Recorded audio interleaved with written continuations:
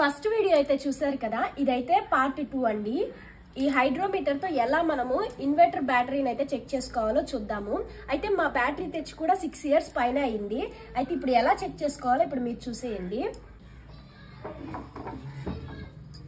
ఇది వచ్చేసి inverter battery అండి.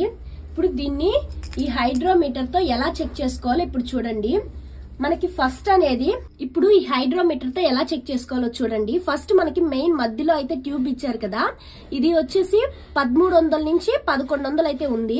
1300 అని బ్లూ కలర్ లోకి వస్తే హెల్దీగా ఉన్నట్టు బ్యాటరీ అనేది, రెడ్ కలర్ కి వస్తే అన్హెల్దీ అని. ఇప్పుడు మనం చెక్ చేసుకొని చూద్దాము. వీటిల్లో ఒక దాన్ని అయితే ఓపెన్ చేసుకుంటున్నాను. వీటిల్లో డిస్టిల్ వాటర్ అయితే ఉంటుంది.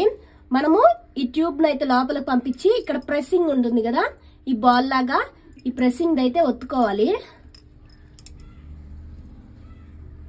చూసారు కదా, డిస్టిల్ వాటర్ అనేది లోపలికి వెళ్ళింది. ఇప్పుడు ఈ డిస్టిల్ వాటర్ అయితే తీసుకున్నాం కదా, మాదైతే 1200 ఉంది, 1250 ఉంది. అంటే పర్వాలేదు, వాడుకోవచ్చు డిస్టిల్ వాటర్ అనేది. మరీ రెడ్ కార్డ్కి వెళ్తే అన్హెల్దీ అని అర్థము.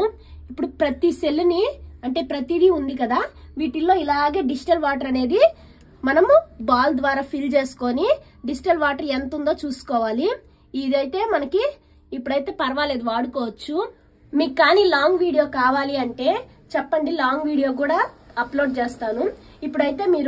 ఇప్పుడైతే ఈ హైడ్రోమీటర్ ని ఎలా వాడుకోవాలో తెలుసుకున్నారు కదా. ఒక లైక్ ఇచ్చి సబ్స్క్రైబ్ చేసుకోండి. నెక్స్ట్ వీడియోలో మళ్ళీ కలుసుకుందాము.